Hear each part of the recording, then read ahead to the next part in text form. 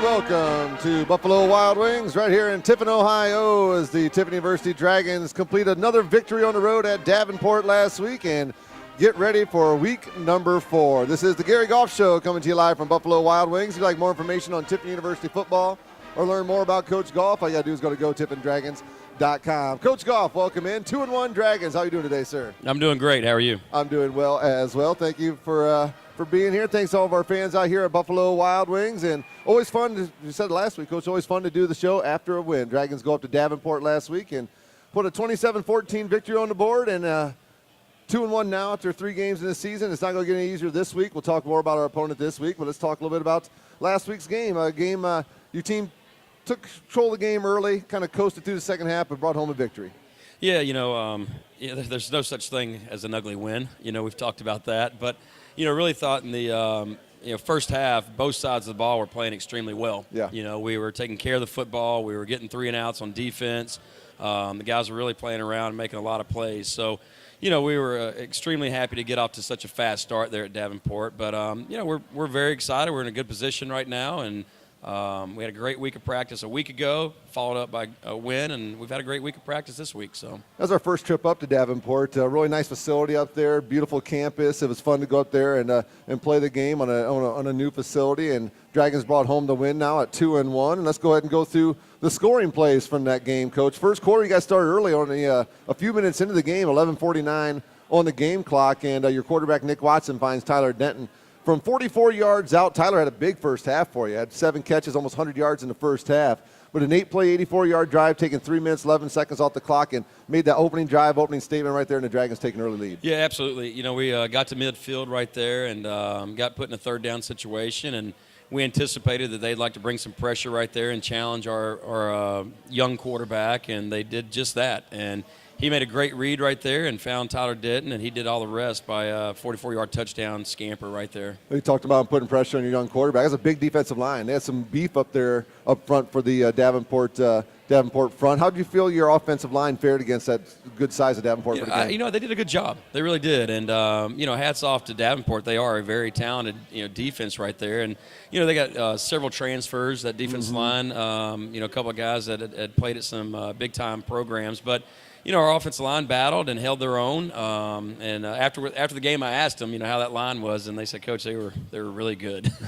So at Davenport, they are a talented team, and they're going to continue getting better and be a force to be reckoned with. That's for sure. Well, consider how youthful their program is. They're 0-3 on the year right now, but you can see that they're building a foundation for building something good in the future. Yeah, each week you can see on film them getting a little bit better each week, and those guys they play extremely hard. They're still searching for a little bit of an identity on offense, but, they'll find it. And like you mentioned a while ago, they got beautiful facilities, so. I'm telling you, their baseball field probably rivals a lot of single-A ballparks out there at that baseball field behind where you guys were set up. Right. All right, so the Dragons take a 7-0 lead after 15 minutes of play up at Davenport last week. The Dragons score 2 more times in the second quarter. First, Joseph Metcalf, a 35-yard field goal after a 7-play 58-yard drive, taking 2 minutes and 45 seconds off the clock. Davenport had tied the game at 7-all just a few seconds into the second period, but the Metcalf field goal gave the Dragons a lead, and the lead that the Dragons will hang on to. Yeah, I was proud of how the offense responded right there. Obviously, we wanted to walk away with a touchdown, not a field goal, but we'll love to end every drive with a kick, resulting in points right there. But, we got to finish those drives. We got down there and we had a penalty, which, you have penalties, very hard to overcome those drives right there. But still coming away with a field goal right there and answering quickly, I was very pleased with that. Well, you mentioned ending the drive with a kick, and I asked you about this before we started the program because when Davenport comes out to punt, they bring out the 2 punters. And it just seemed very strange to me because, I don't have a coaching eye, I just have a fan's eye. But explain to me again here on the air why a team would come out there with a 2 punting situation like that. Well, Sparky, their head coach, he was at Ferris State, and he brought that with him. Ferris State does the same thing. But, they got a left-footed punter back there and a right-footed punter, and what they want to do is, play the games where they're going to rugby punt in both directions. And if you don't do a good job coaching that, then, that punter's going to take off running for a first down. So basically give you more to think about? Well, and just more to prepare for. Absolutely. Yeah. And I think every good coach staff does the same thing in special teams and on both sides of the ball. But, Coach Eisen did a good job all week preparing our guys for the different looks that are problems that could arise from that punt formation, but that's exactly why they do it, just because, it's something else to defend. We talk a lot about the offense and defense, and you just mentioned the special teams. We don't seem to talk about them as much. How are you feeling about your special teams 3 games into the year? Really good, really good. We're playing a lot of starters from offense and defense on our special teams unit. I think that's very important. That way we can emphasize to the guys, hey, special teams is one of the 3 phases of the game. It's very, very important for us to do a great job in special teams because you could lose a game very quickly in special teams, but you could also win a game. Block a punt, and your percentages of winning that football game goes way, way up. Nothing turns momentum more than a big play on special teams in a football game, that's for certain. So the Dragons at this point have a 10-7 lead as we work our way towards the end of the second period. And then Jaquan Hardy from 1 yard out, a 2-play, 36-yard drive. The Dragons didn't have to do a whole lot on this drive, 35 seconds off the clock, and the Dragons take a 17-7 lead that they'll take into the locker room. Yeah, Nick found Hunter Rockwell right there for a nice play that went about 38 yards, got us down to the 1 yard line. Again, they were pressuring us right there, and we anticipated that, as soon as we crossed the midfield. And those two connected for a great pass right there. The offense line got downfield in front of the blocks and, set up that 1 yard touchdown run right there with Jaquan. So he took the lead of 17-7 into the half, and then you come out in the third period and a huge play. About 10 minutes goes by, not a lot of action going on here in the second period. Both teams struggling a little bit, but then your defense comes up with a big play for you. DeLon Wynn, a 73-yard interception return, and I think my broadcast partner, Matt Kibler, and I both jumped out of our seats because as soon as we saw that pass going to him, we're like, he's gone, and we were just hooting and hollering. Boy, that was a fun play. Yeah, we had talked about the week before he had an interception and should have scored. Yep. And got tackled right there, I think, inside the 5. And it was great to see him again this week stepping in front of a pass and took it to 73 yards. But, Wynn is a phenomenal player. He's a young guy still. He's got good vision. He's a fast guy. But one of the best things about him is he's extremely competitive, not going to back away from any challenge. So, there's teams that are going to continue to line up some receivers that might be bigger or think they're faster. But, Wynn continues to compete and come up with some big plays for us right there. So that was a very exciting play right there. And like you said, we were kind of in a lull right there in the third quarter. And then he really sparked us right there with that big score. We talk about your secondary a lot during the game broadcast. And, like you said, a lot of teams' receivers may be bigger and stuff, but your guys – not one of them is not afraid to put their nose right in there. They can run with everybody, and they're not afraid to go in there and make the tackle as well. So that's a nice thing. They don't shy away, I guess. Right. Well, I think one thing that helps is we're fortunate. We got some very talented receivers ourselves. That helps. So those DBs, they go, all off season and camp against those guys, and it gives them a lot of confidence, and they learn a lot. Competition makes everybody better, even across the line, offensively and defensively. So I think both our young quarters, are kind of paying some dividend right there of going up against some of our receivers. Yeah, if you want to play against the best, you want to be good, you got to play against the best to get better, and you got a nice group of wide receivers for those guys to work against in practice, that's for certain. One more score from the Dragons in the third period. Joseph Metcalf, this time 27-yard field goal after a 4-play, 7-yard drive, 2 minutes and 12 seconds, with 1:12 left to go in the third period, and that's the final score the Dragons put on the board, a 27-7 lead at that point. Davenport able to score a touchdown right before the end of the third period. Neither team gets in the end zone in the fourth period, but the Dragons, off the Joseph Metcalf field goal, increase their lead to 20 points at that point. Yeah, we had a few drives where we got down there and really felt we should have came away with some points. And one thing we continue to harp on is that, penalties are drive killers. When you're on the defense side of the ball, penalties will keep drives alive. So, we got to continue to improve in that area. We also missed a field goal down there, which, would have put us up by 3 scores. So, we still got a lot of areas we can improve on, and we've worked hard at that this week. But, the encouraging thing right now is we still have not played our best football. Right. And I do feel like defense has played better every week. Offensively, we've done some things better every week, but there's still a lot of room for improvement. And as long as we continue to get better each week, we can have a very, very dangerous football team. So, we went there in our 4-minute offense towards the end of the game right there and got a critical first down. But, we want to be able to do that with 10 minutes left, maybe with 11 minutes left in the game, especially when your defense is playing as good as they were in that fourth quarter.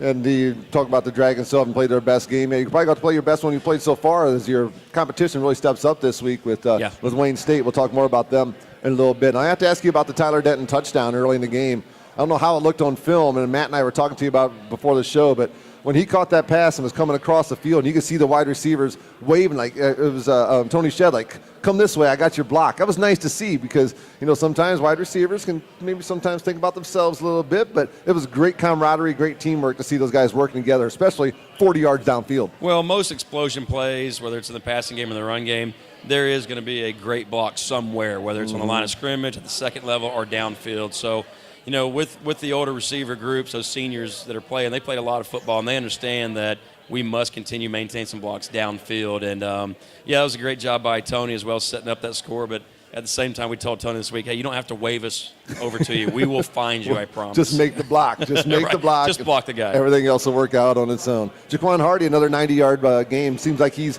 penciling him in for about 90-95 every game now. This time he does it in 14 carries. How about his day? Yeah, Jaquan's a workhorse. Yeah. He is a workhorse. And, they knew we were running the ball right there towards the end of the game, and they were loading the box. And, obviously when they load the box, you get a hat on everybody. And, several tough runs right there where he's getting the handoff and he can make one move and two guys are sitting there waiting on him, but he's still getting positive yardage, So he plays with a low center of gravity. His legs are always, churning forward just like a great running back can do. And he's a very powerful young man. So he's a workhorse, that's for sure. You held the leading ball carrier for Davenport, Marcus Jester. He wasn't a starter. He came in more like a change of pace back for him to 80 yards on 13 carries. Tyler Denton was your leading receiver, 7 catches for 96 yards, all coming in the first half. But he did a great job helping you guys build that lead you were able to hang on to in the second half. Yeah, and that's another nice thing, we're experiencing right now offensively. If they really want to take out or focus on taking one receiver out of the game plan, we've got 2 or 3 other receivers who are very capable of making big plays right there. So it's really good to see us get another receiver involved. And, Tyler coming away with 7 catches. It could be different this week. We might have another receiver that's having a big game, but it's very important that we do have, a very good balanced attack right there, and all those receivers sharing the wealth and coming up with some big plays. And nice thing about this football team so far is everybody's been selfless. They really have. There's not been one person upset that they didn't catch a ball or didn't get a ton of playing time or didn't get a lot of tackles. After every win so far, the guys have just been excited, cheering for each other and saying, Coach, mission accomplished. And that's our goal every week, is to accomplish that mission, which is winning. Matt and I have even talked about that during the broadcast as well. It seems like like you said, there's the camaraderie is there on the sideline. And you think that's part of the program itself, maturity of the program itself, and that along comes with the maturity of the young men as well? Because the program maturity helps breed the maturity of the young man? Yeah, absolutely. I mean, I think it's a little bit of everything. We do have an experienced program with guys who played a lot of football, been around us for a lot of years now. But I think, you hear coaches talk about all the time, we got to change the culture. We got to create our own culture. And some people don't realize what that means. Right. Well, we've established that here now. Our football team understands that, our mission is to win both on and off the playing field. And we hold each other to our standards, and that's, our tough attitude and discipline standards and values. And, they talk about that. So it's good to see a veteran tell a freshman, hey, we don't do that here. We practice with our helmet buckled up, ready to attack, all practice. And we've established that culture. They know what it means to play football at Tiffin University. As to where we first got here, there was no identity, not offensively, not defensively, and there was no culture identity. So we've got that in place now. Does that guarantee wins? No, it doesn't guarantee wins, but it does. It allows you to coach them up, I bet, a little more. Well, exactly. It allows us to focus on coaching and doing things the right way on and off the field rather than chasing somebody around campus who's maybe out of line or getting in trouble. So it's been established, and they are doing a great job of holding each other accountable. Well, a lot of times a team takes on the persona of its coaching staff, too, so maybe that's part of it as well. Having a good group of guys up there leading the way for these young men isn't going to hurt at all, that's for certain. Now, defensively, you got a big group of guys, all with close to the same amount of tackles here. Jacob Murtis led you along the way with 8, but Charlie Cleveland, Carrington Conti, Dejon Isbell, Brandon Burks, Jamar Randolph. I thought Jamar Randolph did a lot of good things down in the trenches as well, but all those guys did a good job, and all of them had 6+ tackles in the ball game. No, absolutely. I mean, our defense line did a great job. Davenport did have a massive offensive line, but it's always great to see one of your defensive linemen up towards the top of the tackle, chart right there, because that means they're doing their job, taking some of that pressure off the secondary and even the linebackers. And then, of course, you should have linebackers always up there in the top in tackles, but to have a safety in Conti who continually throws his body around like he's 250 pounds, he's a lot of fun to watch because he he plays with a high motor, and he's just relentless as far as going down to tackle. Well, one of those young men's name we just mentioned was a GLIAC Defensive Player of the Week as well, isn't that right? Yeah, Charlie Cleveland, one of our freshman defensive linemen, so he was GLIAC Player of the Week. He had 2 tackles for loss, 2 sacks, 7 total tackles, and a forced fumble. So had a great game.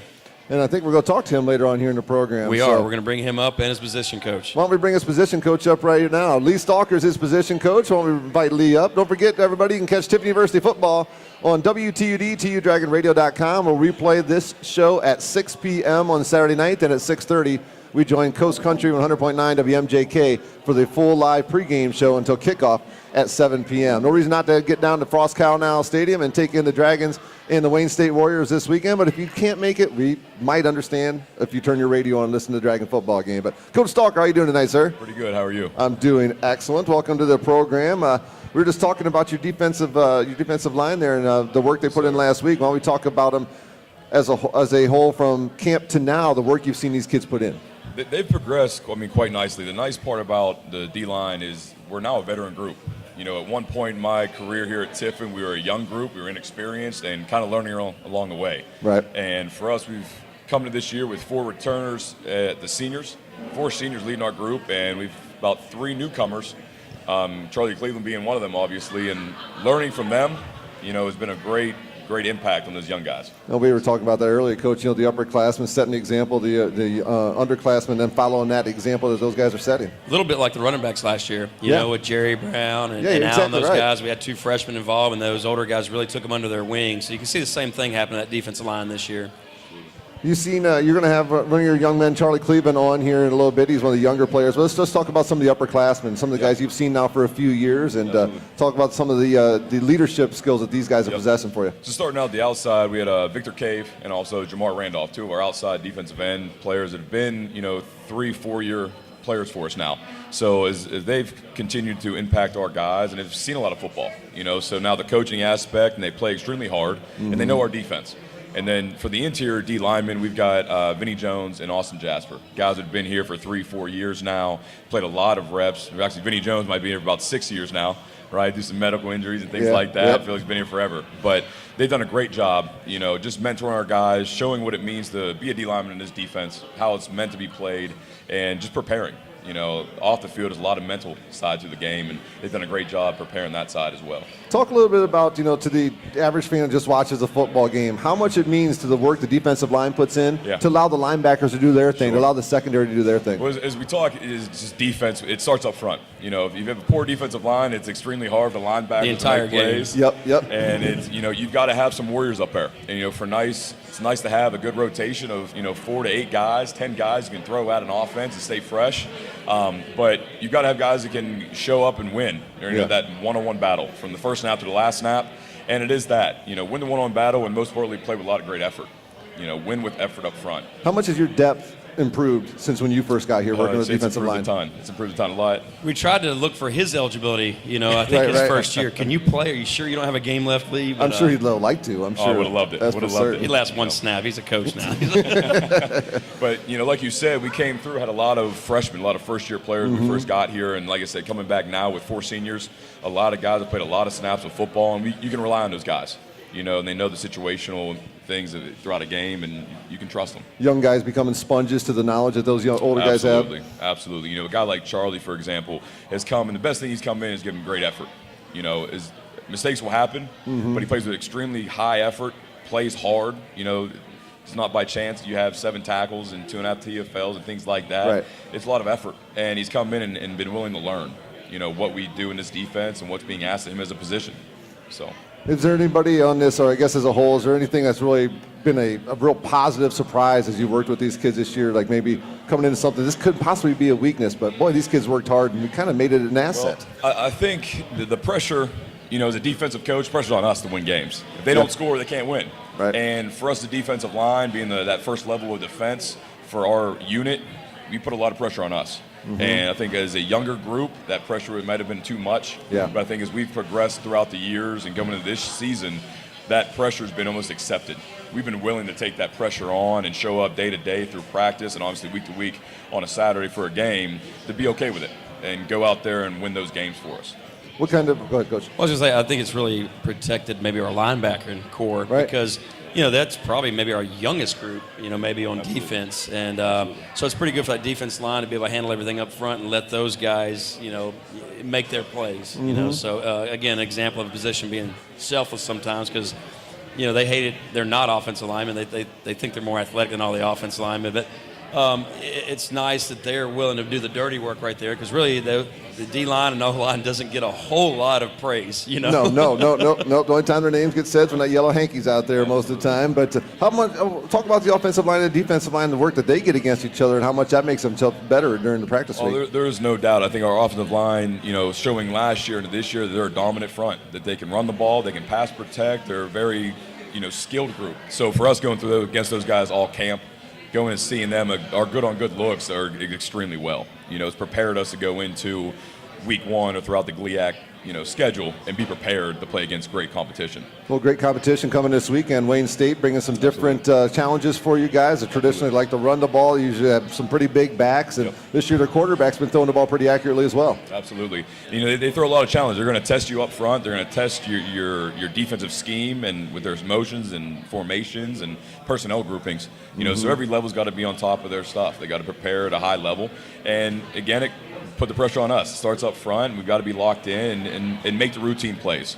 No one has to do anything special. Make the routine plays and play extremely hard. We play extremely hard to give us a chance to win that game come Saturday night. Kids get excited about playing with the lights too, don't they? Absolutely. Yeah, Absolutely. For certain. Well, one of your young men who is the GLIAC Defensive Player of the Week is going to join us here on the program. While Charlie comes on up here, let's go ahead and why don't you talk a little bit about Charlie, maybe the recruiting process. What you guys saw in him? As Charlie looks at us like, now? I'm eating now? No, you can wait. Put the fork down. You can get back to it. Talk about the recruiting process when you guys saw Charlie and what made you think you wanted to be a Dragon. Charlie's originally from Indiana, right? East Central Indiana, East Chicago, Central High School, and came across Charlie as he was at his prep school, right? Midwestern Prep, located in Illinois, and came across his film and obviously got in contact with Charlie, was a great athlete to recruit, very responsive, could tell that it was important to him, and then getting to meet his family, great upbringing and all that, and couldn't be more happier with the process of getting to Tiffin last spring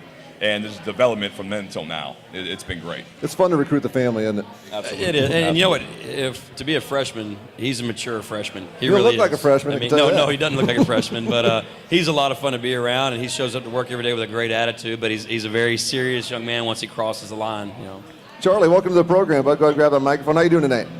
I'm doing good. Sorry to bother you in the middle of your meal, but you get back to it. We'll make sure nobody grabs any of your wings over there. You get back to it. But why don't we talk a little bit about that recruiting process? Talk about the first time these guys came and talked to you about coming to be a Dragon. It was late in the season in my prep school season. Coach Starker called me a couple of times, and it just went from there. I came on my visit, I think, a week before signing day. So from my visit, I signed the day after my visit. In fact, the paper over. So it went pretty quickly. So something about Tiffin University stuck with you, and all of a sudden you're here at Dragon, and no regrets as you're playing football here at Tiffin University. Talk a little bit about some of your other defensive linemen, some of the guys that you probably didn't know a whole lot about before you got here, but I'm sure you've become fast friends with a lot of them. I think our defensive line has the most character you'll ever see. I mean, we got Jasper, Vinny. Vic is one of the funniest dudes I ever met, Jasper too, so they really took me in like a little brother. So when I came here, all of them came up to me, everything. It was very welcoming. I'm sure that you thought that you were going to get right out on the football field when you got here, because you come into play college football, you better have the confidence that you belong on the field. But when you got here and you saw everybody that was here, I'm sure you thought, okay, I do have to put in some work here before I get on the field. And talk a little bit about all that work that you had to put in and how you felt it pay off and you see your name in that starting lineup. Well, there's always a slope. First there's a learning slope, then you just try to get in the rotation. Mm-hmm. So when I got in the rotation, I always talk to my dad. My dad tell me, work hard as possible. So that's what I always do. And when I came back this camp, I found out that I was in a starting role. So it go from starting to trying to be a game changer. So now I think I'm still in that process of trying to be a game changer, trying to get to like accolades like all conferences and things like that. Yeah, we noticed in spring that Charlie was very explosive, pretty good with his hands. There was a few things we knew we still had to work on, and Coach Stalker's done a great job, focusing on some of his issues we had early on. But he does put in the work every day. He's eager to come in and spend some extra time watching film. So when you got a guy that's got a lot of potential to be a great player, but then he works hard at it, man, that makes our job easy sometimes. Well, sometimes the simplest advice is what your dad, work as hard as you can. Start there, and we'll take care of the rest. Work as hard as you can. Isn't that right? It's very simple. We talk about defensively, and effort can make up for a lot of things. Effort can make up for bad technique. Effort can make up for things you never planned or prepared for. It all starts with effort. And as we talk, if you don't give effort, you can't be a part of this group. Mm-hmm. You're not going to be able to play in this defense. And he's accepted that. He's welcomed it full-heartedly and plays extremely hard, day in, day out. And once you get into that starting lineup, you better keep working hard too, or else somebody's waiting to take your spot. And I'll be honest, the work he's put in, he's earned that position. And I think, as we know in the defensive line room, it is a unit that has to come prepared every week. We're going to do it as a whole. No one guy can do the job himself, but you've got to prepare. You got to put the work in. And in Charlie's defense, he's a really smart guy as well. He's a guy you tell something to once, talking in a classroom on the field, he gets it, and from then he just takes off with it. That's great from the coaching standpoint, Absolutely. isn't it? Great for a coach. You said it's the biggest group of characters is defensive line. Who's the biggest character? That'll be hard to choose, but I had to say Vic. Vic? He's the biggest character, Coach? Is that true? Victor Cave is a funny guy. Jasper, they keep our room lighthearted. Yeah, I was going to say, you can't really say that because now you're going to have Jasper. Now they're going to be trying. Jasper's going to want to try to take over that role next week, and Coach Stalker's going to be mad about that. We can't really say that. And I think Charlie's just waiting to take over that role himself, probably starting next year. He's too young. He's still got work to do. Well, what are you studying, Charlie? Accounting. Accounting? Mm-hmm. And what are your plans? What would you like to do with that when you're done with your school? I don't know if you've made that kind of thoughts yet. I'm planning to double major in accounting and finance. I don't really know for sure what I'm going to do. You know how to handle your money. That's important. And if he tells you what to do with your money, you better. Yeah, I'm not going to tell him no. Well, Charlie, welcome. It's been a pleasure having you here on the program. Anything else you'd like to add here before time flying again? We're almost almost all the way through the program here. But Wayne State, different challenge this week. Big running backs. You've watched them on film, and going to have a big offensive line in front of you too. But excited to play under the lights on a Saturday night. Well, Wayne State is Wayne State. We don't got to worry about Wayne State as much as we got to worry about us. That's right. If we go out there and do what we're supposed to do, then it'll take care of itself. Mm-hmm. Their big running back isn't really our main worry. Our main worry is our assignments. Right. So if we do our assignments, we're going to take care of that. Looking forward to it this coming Saturday. As I said, pregame starts at 6 o'clock at WTUD, pregame at 6:30 on Coast Country 100.9. And Coach Stalker, anything else you'd like to add about your young student athlete before we get back to his wings? It looks like Vinny's going after those wings after saying he's the biggest joker. So anything else you'd like to add? Charlie. Anything else you want to add about this young man? No, biggest thing is we move forward, always having the confidence and, hopefully continue the success. It doesn't go to his head. I told him this week's going to be the hardest week of practice. Don't let a little accolades get to him and all of a sudden try to relax. But we've got a long season ahead of us. Just make sure it's not the only one. That's right. Just make sure it's not the only one. Just continue the hard work. We've got a long road ahead of us. I've only watched you play 3 games so far, man. I'm really enjoying it. You guys are the defensive line, I think, is doing a lot of good things out there. It's fun for us to watch from the press box. And like I said, I thought Jamar Randolph did some good things last weekend as well. And, we had Austin Jasper on the program earlier this year, very reluctantly on the program earlier this year, I should add. But, continued hard work, continued success, and let's go get them Saturday night, man. I can't wait for it. Thank you. All right. Thank you. It's Charlie Cleveland and Lee Stalker, our guest here on the Coach Gary Goff Show tonight. And Coach, he doesn't seem like a freshman. He's a pretty big dude right there, but it's great to see kids who come in as freshmen who are ready to contribute right away. Well, like I said, he came in early. So he had a great spring, and then he had a really good summer followed up with that, and then a good camp. So, we tell our guys all the time that you might have a lot of talent, but if you're not willing to show up every day and work extremely hard and then study your position, that talent will be passed up by somebody else. So we're excited about him.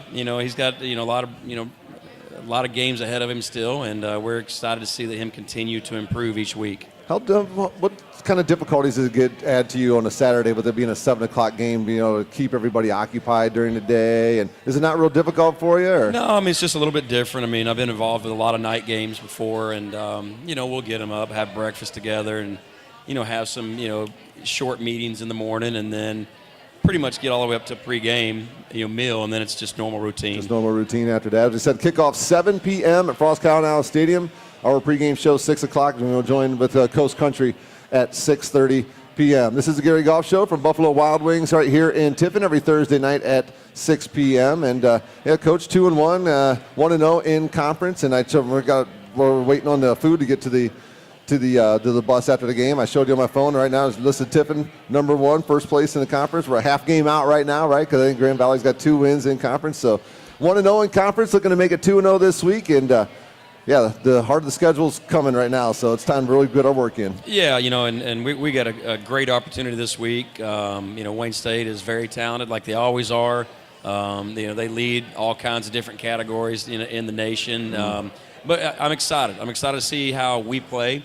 And just like Charlie said right there, we're worried about Tiffin. We're worried about how we play. And if we go out there and play the way we know we're capable of, it'll be a great game to watch, but it won't be easy, and the GLIAC never is. We've accepted that. We understand that. But I'm excited. We've had a great week of practice, and we got a very talented football team coming in here for the matchup, and we'll see where the cards fall. It won't be easy, but I guarantee Wayne State's up there right now saying, we're going down to Tiffin, and it ain't going to be easy as well. So That's right. Well, thank you all for joining us here at the Gary Goff Show with Buffalo Wild Wings every Thursday night at 6 p.m. And as I said, 7 o'clock kickoff Saturday night, Wayne State in town. No reason not to get to Frost Cowan Stadium. We want to see you there, but if you by chance you can't, WTUD, TUDragonRadio.com, and Coast Country 100.9 WMJK. For Coach Gary Goff, for Charlie Cleveland, for Lee Stalker, I'm the voice of the Dragons, Russell Snyder. Thank you so much for joining us here at Buffalo Wild Wings. We'll catch you next time, Thursday night, for the Gary Goff Show. Thank you all.